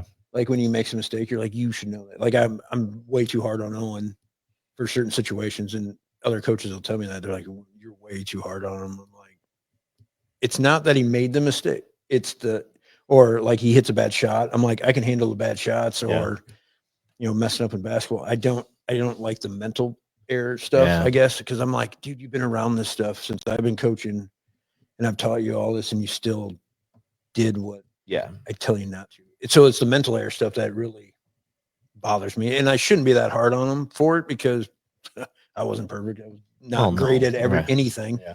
I was average at best at every sport I played. So, Yeah. but it's rewarding at the same time. If you, once you see success or they do something well, it's fun that way. Yeah. Like he knocks struck the side out in baseball, and I was like pumped, and he's jacked. You chest bump him? Yeah, I'm like, this is awesome. That's cool. But yeah, there's rewarding times for it for sure. There's no question. You got him now when he's young, and he can be a sponge and soak up everything. Yeah. Yep. Hopefully it continues. We'll see. Yeah. All right, Cinda, we got to get into our tier talk here. I don't know if it's really tier talk, I guess, today, but I like this one. You do like this one? It's a good way to end it, yeah. So, and I'm pretty sure I told Mitch about this one too.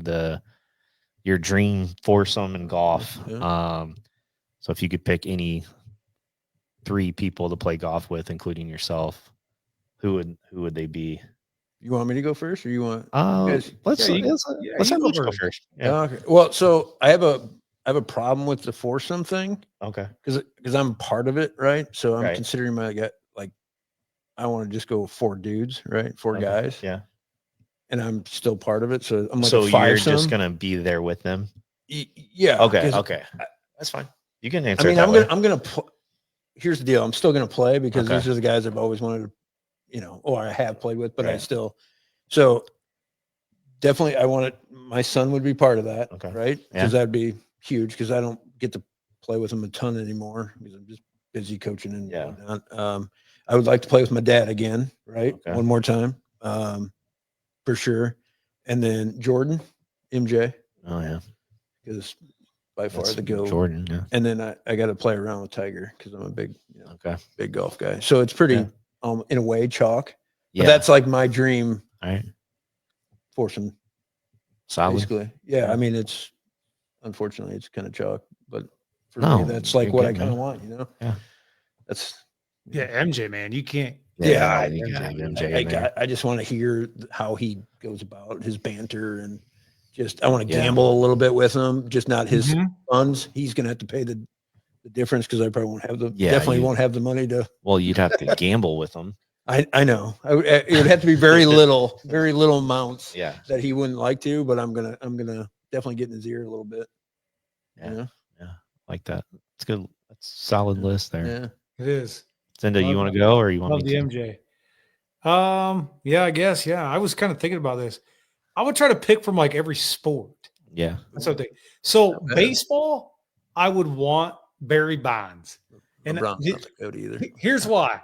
Mitch, how far do you think he could hit? Who? Barry Bonds. Barry Bonds. Oh my! With that bat speed, that thing is going a long way. There's no question because he's got fast hands. I mean, he had probably the best, maybe arguably one of the best hitters of all time.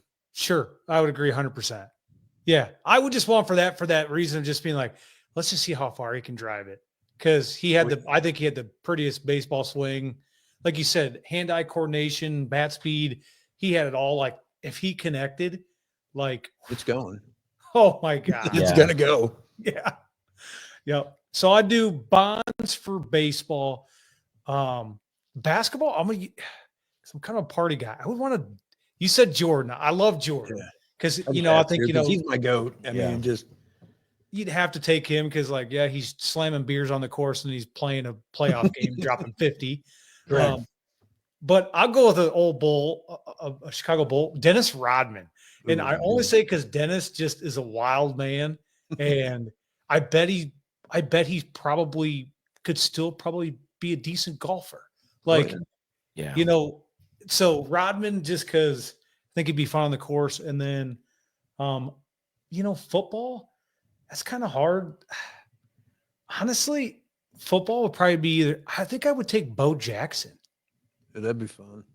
Just because he's old school and all of his stories, you know, of all like him, like He's pretty good at golf. He's like legit good at golf. I was gonna say, like he golf, and I've seen like his clips, like he golfs quite a bit. So, yeah, he would be, yeah, those would be my three. I mean, definitely Bo, Rodman, and whoever I said first. Oh, Bonds, yeah, Bonds for sure. I'd want to mix it up just to see, but yeah, that'd be my three.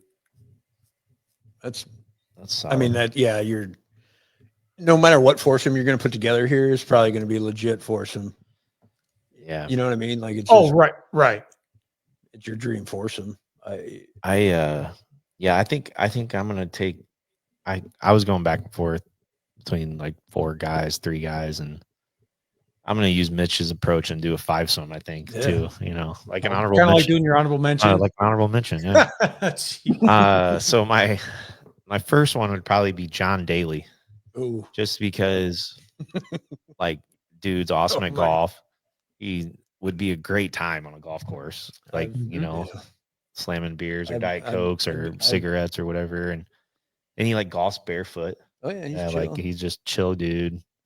Would be just a great time, I think. So I'd put John Daly in there. Jordan, obviously, is in there. That would be one. I was kind of thinking with Stenda a little bit with the other sports too. Ken Griffey Jr. He's my favorite baseball player of all time, and I've seen him golf, and I think he's pretty good at golf too. And he's a lefty. Maybe he could teach me a couple things as a lefty, you know, in that swing down. Should have been a good baseball player. Yeah, dude. You should have been a pitcher or something. Yeah. And then my next guy would probably be, I'm thinking Bears players. Be my guy Jay Cutler. I'd love to hang out with Jay Cutler for 4 hours and playing golf. That'd be a good time too. Jay. Yeah. I like Jay. Yeah. I loved him as a quarterback. Jay Cutler's like fire. It's a toss up between him and Urlacher is my favorite Bear of all time. Urlacher's a good golfer. Yeah, I've heard that too. Yeah. I'm telling you, you'd be amazed who plays golf. Yeah. Who shows up at work when I go to work, who will show up at Deer Run in the middle of summer. What's going out there? It's unbelievable. Really? Well, like Vince Coleman used to play a ton. Really? At Deer Run because he was helping with the Astros in the minor league system with the River Bandits. River so Bandits. He was always there, right? So he'd come out, hit balls, turn on music, just go to the back of the range, jam. Just loving golf. Brings other guy, Adam Everett from the Houston Astros, came out and played. By the way, he's a shortstop, and that dude was like 6'3". Really? And huge too. Adam Everett. On TV, he looked like he was 5'8". Yeah. You know, he's huge. But, you know, Bobby Bonilla was out at the club this year. Really? In like Bobby Bonilla Day. Oh, that's cool. He got paid. Yeah. Right, dude. Yeah. Metallica's been to the club to play. Godsmack. Oh, Three Doors Down, Breaking Benjamin, Stain. Nice. I know I'm name dropping right now, but like these are the dudes like that'd be awesome. I love all those bands. Yeah, we got to go to their concerts because of that stuff. There's dude, you'd be amazed if it's ZZ Top or scratch golfers. Really? Yeah, they used to play every once in a while when they were in the Quad Cities. But man, I wish I was a golf pro then. Yeah, I mean, there's perks. Trust me, there's perks. Like John Paxson, those guys come, and I got to go to the Bulls Stadium and go to a game and go through the locker room and do all that fun stuff. I mean, there's perks to that. In the golf world, there's so much stuff done on a golf course. You'd be amazed. It's just business deals, multi-million-dollar business deals done on a golf course. And everyone plays it. Yeah. Everyone plays it. Right. Sure. And you can play it till you're 90. Yeah. If you want, physically walk. Yeah. Actually, they make golf carts now. If you're paralyzed, you literally, it brings you up and you just spins and the seat lifts and you still swing it. You can drive the cart on the green through bunkers, all kinds of stuff. Yeah. It's called a one pass. That's what it's called. Interesting. Yeah. So I hope I never need that. No. I've tried to hit shots on it. It had a horn and everything. So I was like cruising down the fairway and honking the horn, doing my thing. That'd be a quick round. You never have to get out of your cart. You don't. No, you don't. No. It's pretty fun. But that's awesome. You can definitely do it your whole life. I mean, it's for sure. It's one sport everyone should do, honestly. Although it's frustrating, but it's fun. Yes. Mitch, did you want to get into that debate? What's the debate? When again, I'm Oh, just the seeing LeBron? Facebook users. It says LeBron is actually I the can GOAT. only imagine it's one of my high schoolers, probably. Possibly, I don't know. It's his Yeah, Facebook I don't know user. what's going on All here. these kids are naive and don't understand what the real GOAT. Did we not pay our StreamYard bill or what? Yeah. No, We're not seeing the names of these people.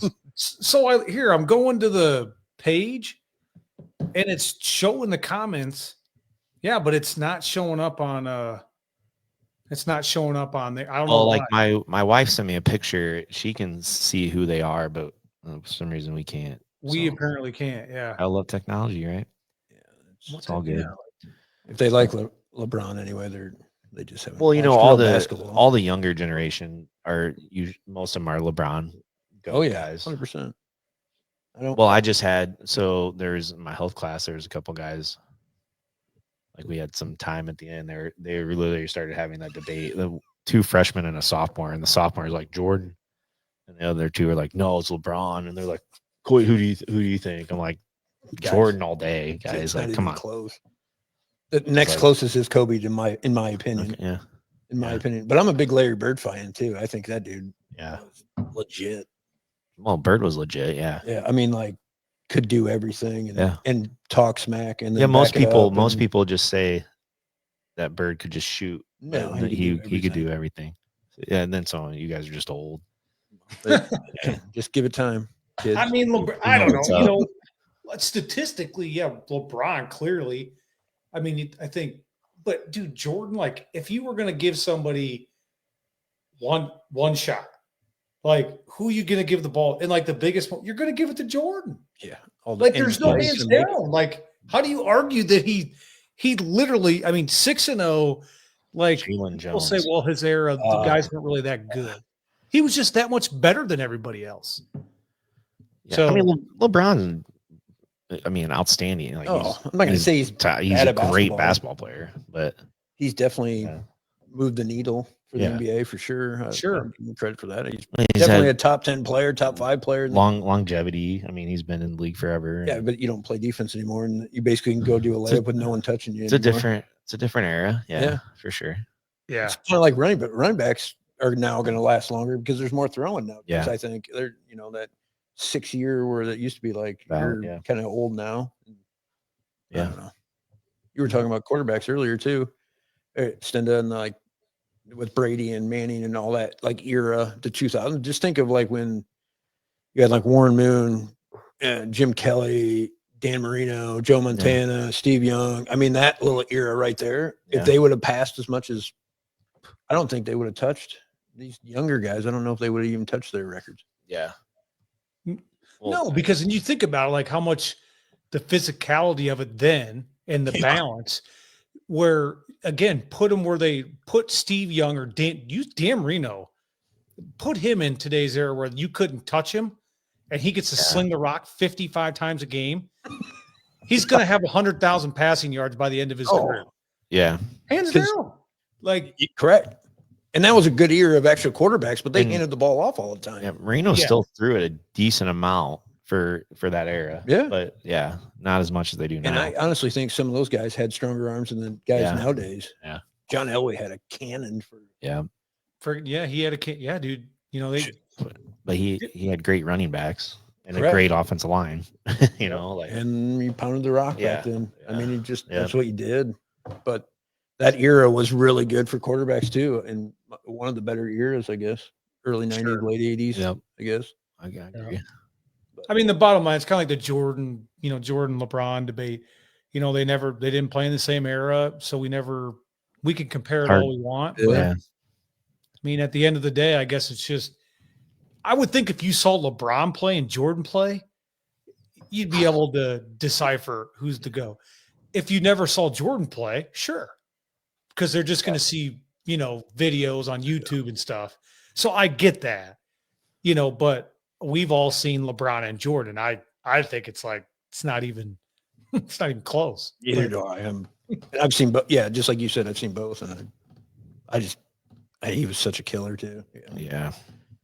Dude, just cutthroat killer. Yeah, just a cutthroat. Just step on your throat and didn't let you even move from that point on. I mean, Just could Yep. score the rock. Yeah, he could defend. Yeah. Oh yeah, great defender. He would score without maybe only dribbling like once or twice. Yeah. Now it's Yeah. purely you got to score with the ball in your hands, dribbling to the hoop. Guys don't cut like they used to. No. Play the game. I think the right way. I guess I'm old school when it comes to Triangle that. offense. Yeah. That's right, dude. Can't run that offense. No. Who invented that? Was that Tex Winter? Yeah. That was Tex Winter. Tex Winter. That's right. Yep. Triangle. Heck What yeah. did Jordan say to him? He said Tex told him something like the one year when they were playing, they beat the Jazz in the finals, and he said something like, "Hey, you pass the ball more. Like there's no I in team, but and he said there's an ME in team though or whatever. there's no I in team, but there's a W in win or something like that, or Yeah. I in win. Win. Yeah, that's what it was. Like, dude, I and win. Just a different breed of. like, Yeah. dude, yeah. They didn't sit out. They were hurt. No, they he played didn't. through injury. They played Yeah. 82 games. They just different. I don't know. Guys were tough. I think. I know that it's a lot of the money situation there because they don't want to. Yeah. It's bigger money, but those guys wouldn't have cared. They're just like, I want to win. That's how they were built. And he did. Yeah, plenty. Yeah. He won, never lost. All right. We go ahead and wrap this up here. Want to thank Mitch for coming on to the podcast here. Another good episode. Thank everyone for tuning in and listening. If you didn't get a chance to listen, you always go back and go on the Facebook pages and listen anytime you want, as many times as you want, and get our views up. And That's right. I probably brought your views down. No, we had good. No, we had good numbers. We had about 20 people on there for a long while watching. Yeah, we'll get people will watch during the week. Don't worry. I'm trying to figure out how to transfer all this to YouTube. I'll be working on that, and I have a guy that might help me do that too. But might be on YouTube here soon. There you go. All right, so moving on up. Yeah, we're trying. Hey, I love it. I think it's cool. Yeah, I think it's cool. It's fun. Thanks for coming. If you ever want to come back on as a guest, dude, you're more than welcome to. Yeah, it's fun. I like it. I mean, you guys are pretty knowledgeable about everything. So, I say a lot of dumb stuff. I like to get people going. I haven't really been doing that as much so lately. And I'm like, I need to start saying stupid stuff again. So people are like, like the conspiracy theories and all that. Just give it. Yeah, like the NFL's rigged. Like it's rigged, dude. For a while. It's not rigged right now because Pitt's 7-2. But Jesus, here we go. Are you the Super Bowl colors? The Super Bowl symbol. Isn't that the colors? Isn't that a myth? Yeah, something like that. It was supposed to be the Ravens and somebody last year, and it 49ers. Yeah, 49ers. Raiders, 49ers. Yeah. Still had some red in there, so the Chiefs got it. Yeah. Mm-hmm. Yeah. It's fun. I think you guys are doing a good job. Appreciate you. I think it's fun. We appreciate it. Yeah, dude. Like I said, anytime you ever want to come on again, holler, dude, and come on, talk smack, and we can make fun of Coach Coit maybe one time. Definitely. His honorable mention. Honorable mention. Always will bring it. I love when we get to that. Every time I always think, I'm like, is he going to have one this week? I'm like, dude, we've been doing this. We've done like 30 episodes. I'm like, I don't think he's ever not done an honorable mention. I think every time I've done an honorable mention. I love it. You always have to. Yeah. It's just it's thing hard now. to select. It is. It's hard to do. Yeah. It'd be different if we were like all professional athletes or like been around a ton of people. We're definitely our platforms not that. are like super high. high. Yeah. We're not there yet. You got to go teach tomorrow. Yeah, I got to teach, and it is what it is. I gotta go to all right. Go to bed. We'll sign off here, Stenda. Thanks again. Peace. See you next Sunday. Appreciate it, Stenda. Yep. We'll see you fellas. See ya.